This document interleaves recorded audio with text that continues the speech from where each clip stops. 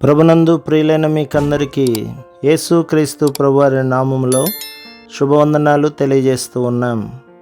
దైవజనులు బ్రదర్ భక్త్ సింగ్ గారి పరిచర్యలో నుండి అలసిన వాణిని ఓరడించు మాటలు.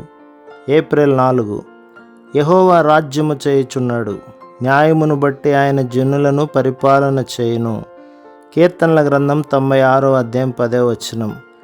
మనుషులు మన మీద లేచినప్పటికీ మనము నీతి మార్గము నుండి తొలగిపోము, సువార్త ప్రకటించు పరిచర్య నుండి కూడా తొలగిపోము. ఏలయనగా మన విశ్వాసము దేవుని యందున్నది, ఆయన పరిపాలన చేయుచున్నాడని మనం ఎరుగుదుము. మనకు సజీవుడగు దేవుడున్నాడు, ఆయన ప్రజలను నీతియుక్తముగా తీర్పు తీర్చునని ఎరుగుదుము. అందుచేత ఏ మానవుడు మనకు హాని చేయలేడు.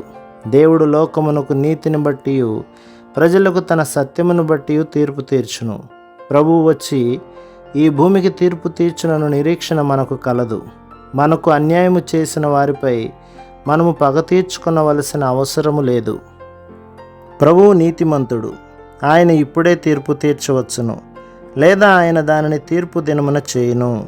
అందుచేత మనము మన పనులలో నమ్మకముగా నుండి ఎవరి మీదను పగ తీర్చుకొనక ఇందుము. మనము ఆత్మలను సంపాదించిన ఎడల నిన్ను బట్టి నన్ను బట్టి పరలోకము ఆనందించును. ప్రభువైన యేసు మారు మనసు పొందు ఒక పాపి విషయమై దేవుని దూతల ఎదుట సంతోషము కలుగును అని చెప్పెను. లూకాసు వార్త 15వ అధ్యాయం 10వ వచనం. వ్యవసాయదారుడు విత్తనములు విత్తునప్పుడు సంతోషముగా ఉండకపోవచ్చును, కానీ ఒక దినమున పంట కోతునను విశ్వాసముతో అతడు విత్తును. దేవుని వాక్యమును విత్తనమును విత్తుచు పొలములో పనిచేయువారు వారి ప్రయాస వ్యర్థము కాదని విశ్వాసముతో సంతోషించవలెను. ఒక దినమున వారు తప్పనిసరిగా సమృద్ధి అయిన పంటను కోయుదురు.